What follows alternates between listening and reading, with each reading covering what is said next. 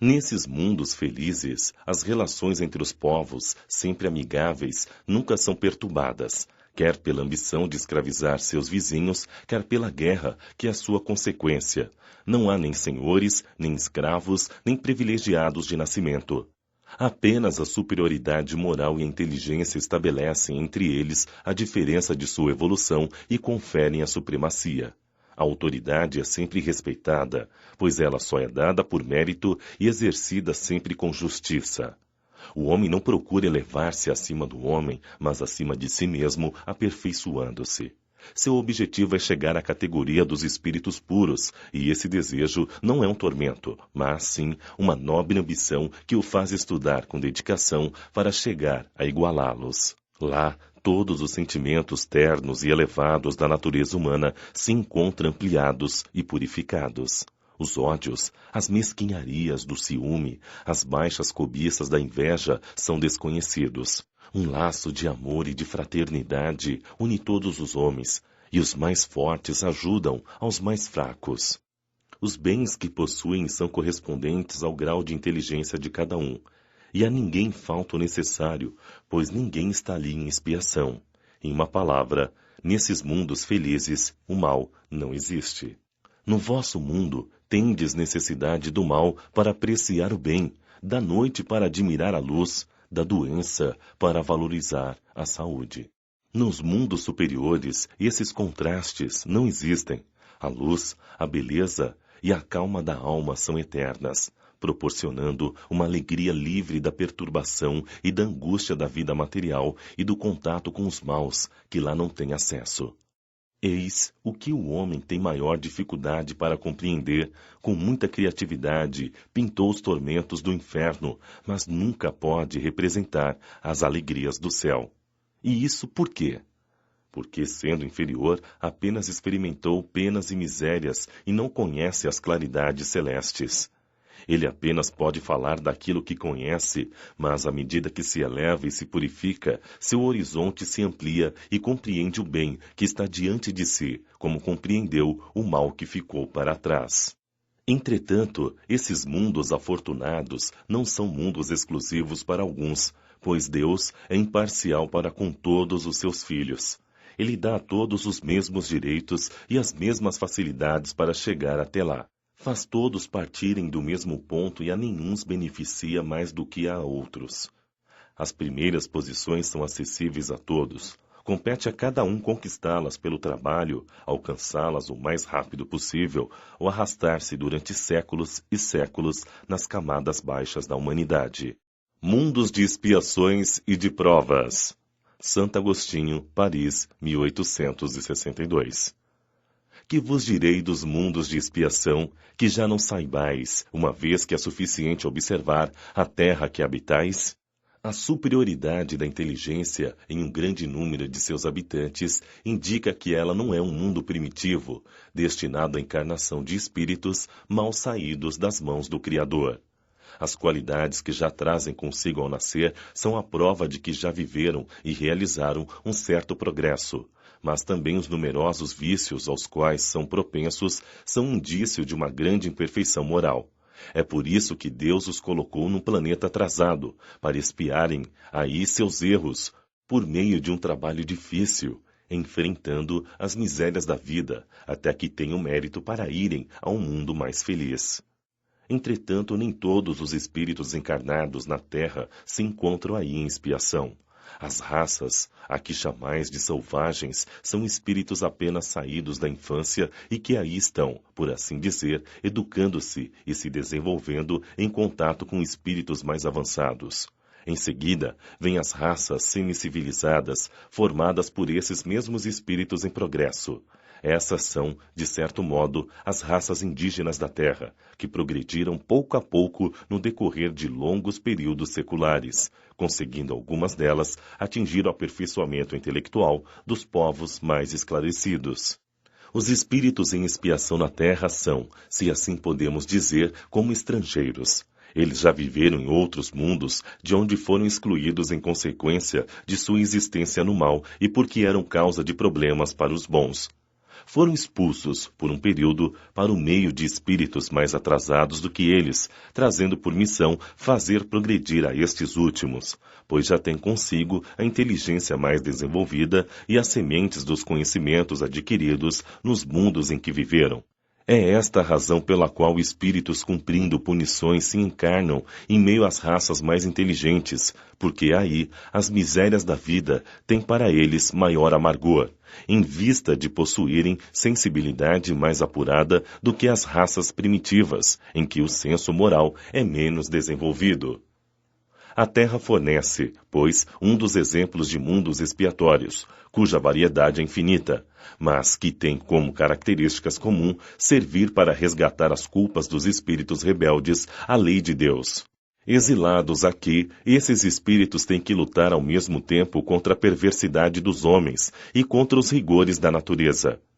Trabalho duplo e difícil que desenvolve em conjunto as qualidades do coração e as da inteligência. É assim que Deus, em sua bondade, torna o próprio castigo proveitoso para o progresso do espírito. Mundos regeneradores. Santo Agostinho, Paris, 1862.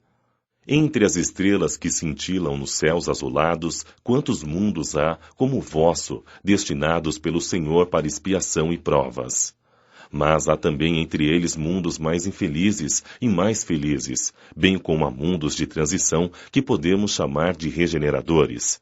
Cada sistema planetário, girando no espaço ao redor de um centro comum, tem à sua volta mundos primitivos, de exílio, de provas, de regeneração e de felicidade. Já vos falaram dos mundos onde a alma recém-nascida é colocada, ainda ignorante do bem e do mal, para que possa caminhar para Deus, senhora de si mesma, na posse de seu livre-arbítrio.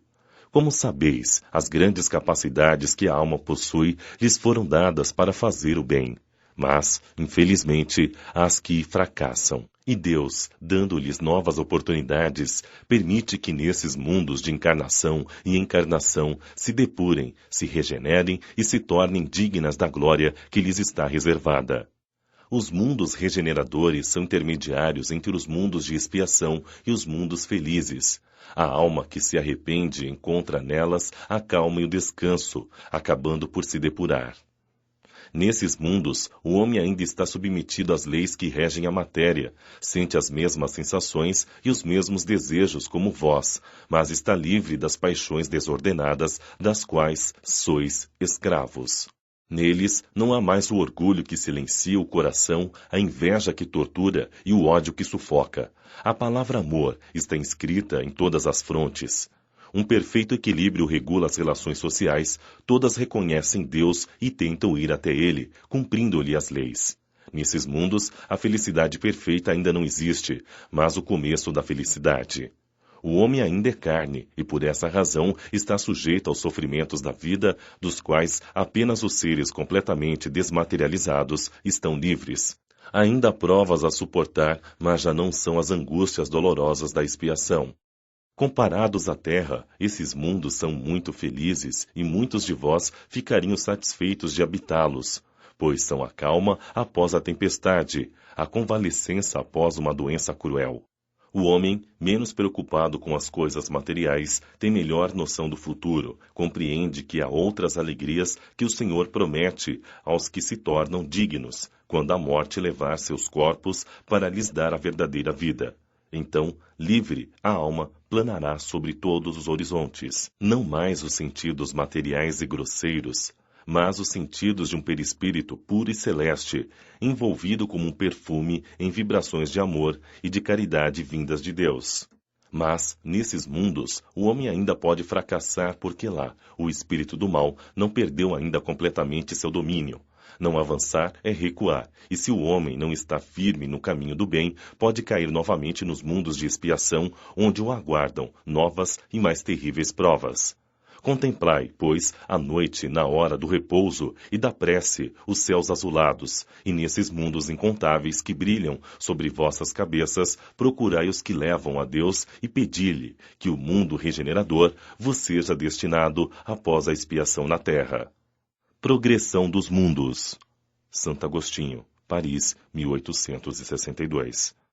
O progresso é uma das leis da natureza. Todos os seres da criação, animados e inanimados, estão submetidos a ela sob a bondade de Deus, que deseja que tudo se engrandeça e prospere.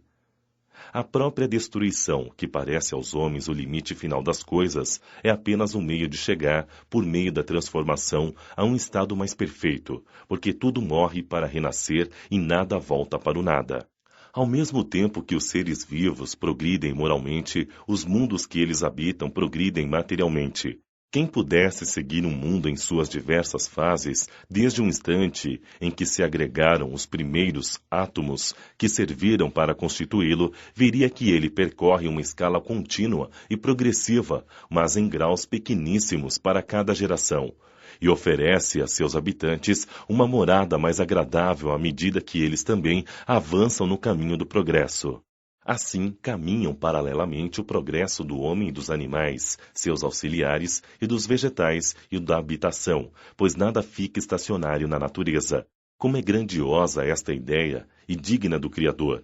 E como, em contrário, é pequena e indigna de seu poder aquela que concentra toda a sua atenção e providência no minúsculo torrão de areia, que é a terra, e reduz a humanidade a alguns homens que a habitam. Assim é que a Terra, seguindo essa lei da progressão dos mundos, esteve material e moralmente em um estado inferior ao que está hoje e atingirá sob esses dois aspectos um grau mais avançado.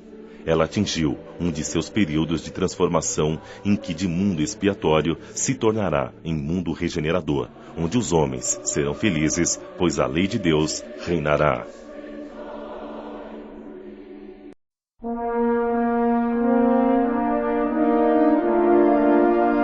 Capítulo 4. Ninguém pode ver o reino de Deus se não nascer de novo.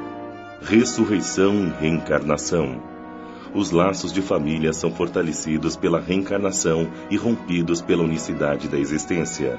Instruções dos espíritos. Limites da encarnação. Necessidade da encarnação. A encarnação é um castigo? E veio Jesus para os lados de Cesareia de Filipe e interrogou seus discípulos, dizendo: Quem dizem os homens que é o Filho do Homem? E eles responderam: Uns dizem que é João Batista, mas outros que é Elias, e outros que Jeremias ou algum dos profetas. Disse-lhes Jesus: E vós, quem dizeis que eu sou? Respondendo Simão Pedro disse: Tu és o Cristo, Filho do Deus vivo. E respondendo, Jesus disse: Bem-aventurado és Simão, filho de Jonas, porque não foi a carne e o sangue que te revelaram isso, mas sim meu Pai, que estás nos céus. Mateus, capítulo 16, versículo 13 a 17. Marcos, capítulo 8, versículo 27 a 29.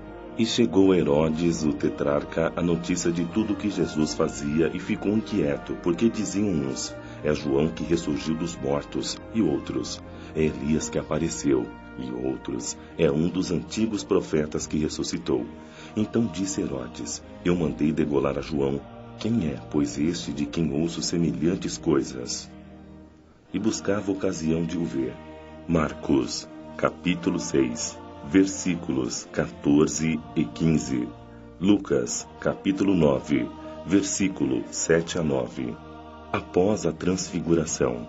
E os discípulos lhe perguntaram, dizendo: Pois, por que dizem os escribas que importa vir Elias primeiro?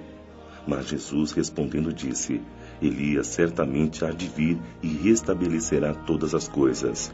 Digo-vos, porém, que Elias já veio e eles não o conheceram, antes fizeram dele quanto quiseram. Assim também o Filho do Homem há de padecer às suas mãos. Então compreenderam os discípulos que era de João Batista que Jesus lhes falara. Mateus, capítulo 17, versículo 10 a 13. Marcos, capítulo 9, versículo 10 a 12. Ressurreição e reencarnação. A reencarnação fazia parte dos dogmas judaicos, sob o nome de ressurreição. Somente os saduceus, que pensavam que tudo acabava com a morte, não acreditavam nela. As ideias dos judeus sobre esse assunto e sobre muitos outros não estavam claramente definidas, pois apenas tinham noções vagas e incompletas sobre a alma e sua ligação com o corpo. Acreditavam que um homem que viveu podia reviver, sem entender, entretanto, de que modo isso podia acontecer. Designavam pela palavra ressurreição, o que o Espiritismo chama mais apropriadamente de reencarnação. De fato, a ressurreição supõe o retorno à vida do corpo que está morto, o que a ciência demonstra ser materialmente impossível, porque os elementos desse corpo estão, desde há muito tempo, desintegrados na natureza. A reencarnação é o retorno da alma ou espírito à vida corporal, mas em outro corpo, formado novamente para ele, e que não tem nada em comum com o que se desintegrou. A palavra ressurreição podia sim se aplicar a Lázaro, mas não a Elias, nem aos outros profetas. Se, portanto, conforme se acreditava, João Batista era Elias, o corpo de João não podia ser o de Elias, porque João tinha sido visto desde criança e sabia-se quem eram seu pai e sua mãe. João, portanto, podia ser Elias reencarnado, mas não ressuscitado. Ora, havia um homem dentre os fariseus chamado Nicodemos, senador dos judeus, que veio à noite encontrar Jesus e lhe disse: Mestre, sabemos que viestes da parte de Deus para nos instruir, como um doutor, pois ninguém poderia fazer os milagres que fazes se Deus não estivesse com ele. Jesus respondeu: em verdade vos digo, ninguém pode ver o reino de Deus se não nascer de novo. Nicodemos perguntou a Jesus: como pode nascer um homem que já está velho? Pode ele entrar no ventre de sua mãe para nascer uma segunda vez? Jesus respondeu: em verdade vos digo, se um homem não renascer da água e do Espírito, não pode entrar no reino de Deus. O que nasceu da carne é carne, o que nasceu do Espírito é Espírito. Não vos espanteis se vos digo que é preciso que nasçais de novo. O Espírito sopra onde quer e escutais sua voz, mas não sabeis de onde ele vem e nem para onde vai. Ocorre o mesmo com todo homem que é nascido do Espírito. Nicodemos perguntou: como isso pode acontecer? Jesus lhe disse: sois mestre em Israel e ignorais essas coisas. Em verdade vos digo que apenas dizemos o que sabemos e que apenas damos testemunho do que vimos. E, entretanto, não recebeis nosso testemunho. Mas se não acreditais quando vos falo das coisas terrenas, como acreditareis quando vos falar das coisas do céu? João, capítulo 3, versículo 1 a 12. O pensamento de que João Batista era Elias e de que os profetas podiam reviver na terra encontra-se em muitas passagens dos evangelhos, notadamente nas relatadas acima, versículo 1 a 3. Se essa crença fosse um erro, Jesus não teria deixado de combatê-la como combateu tantas outras. Longe disso, Jesus a confirmou com toda a sua autoridade e colocou-a como ensinamento e como a condição necessária quando disse: ninguém pode ver o reino de Deus se não nascer de novo. E insistiu, acrescentando: não vos espanteis se vos digo que é preciso que nasçais de novo. Estas palavras, se um homem não renascer da água e do Espírito, foram interpretadas no sentido de regeneração pela água do batismo. Porém, o texto primitivo trazia simplesmente não renascer da água e do Espírito, enquanto em algumas traduções a expressão do Espírito foi substituída por do Espírito Santo com um sentido diferente do que lhe é próprio. Os conhecimentos dos antigos sobre as ciências físicas eram muito imperfeitos. Acreditavam que a Terra tinha saído das águas e por isso julgavam a água como elemento gerador absoluto. É assim que na Gênese está escrito: o Espírito de Deus era levado sobre as águas, flutuava sobre a superfície das águas. Que o firmamento seja feito no meio das águas, que as águas que estão sob o céu se reúnam em um único lugar e que o elemento árido apareça. Que as águas produzam animais vivos que nadem na água, e pássaros que voem sobre a terra e sob o firmamento. Conforme essa crença, a água tinha se tornado símbolo da natureza material, como o espírito era o da natureza inteligente. Estas palavras, se o homem não renascer da água e do espírito, ou em água e em espírito, significam então, se o homem não renascer com seu corpo e sua alma, é nesse sentido que foram entendidas naqueles tempos. A mesma interpretação, aliás, é confirmada por estas outras palavras de Jesus: O que nasceu da carne é carne, e o que nasceu do Espírito é Espírito, as quais dão a exata diferença entre o Espírito e o corpo. O que nasceu da carne é carne, indica claramente que só o corpo procede do corpo e que o Espírito é independente dele. O Espírito sopra onde quer, escutais sua voz, mas não sabeis nem de onde vem, nem para onde vai. Pode-se entender como a alma do homem, ou o Espírito de Deus, que dá vida a quem ele quer. Não sabeis de onde vem, nem para onde vai. Significa que não se conhece o que foi, nem o que será o Espírito. Se o Espírito, ou alma, fosse criado ao mesmo tempo que o corpo, se saberia de onde veio, uma vez que se conheceria seu começo. De todos os modos, esta passagem é a confirmação do princípio da pré-existência da alma, e por conseguinte, da pluralidade das existências. Acontece que desde o tempo de João Batista até o presente, o reino dos céus é tomado pela violência, e são os violentos que o arrebatam, pois todos os profetas e também a lei assim profetizaram. E se quereis entender o que vos digo, ele mesmo é o Elias que há de vir. Ouça aquele que tem ouvidos para ouvir. Mateus, capítulo 11, versículo 12 a 15. Se o princípio da reencarnação expresso no Evangelho do apóstolo João podia, a rigor, ser interpretado no sentido puramente místico, não acontece o mesmo nesta passagem do apóstolo Mateus, que não deixa nenhuma dúvida quando diz: ele mesmo é o Elias que há de vir. Aqui não há nem sentido figurado, nem símbolos, é uma afirmação positiva. Desde o tempo de João Batista até o presente, o reino dos céus é tomado pela violência. Que significam estas palavras, uma vez que João Batista ainda vivia naquela época? Jesus a explica dizendo: se quereis entender o que digo, ele mesmo é o Elias que há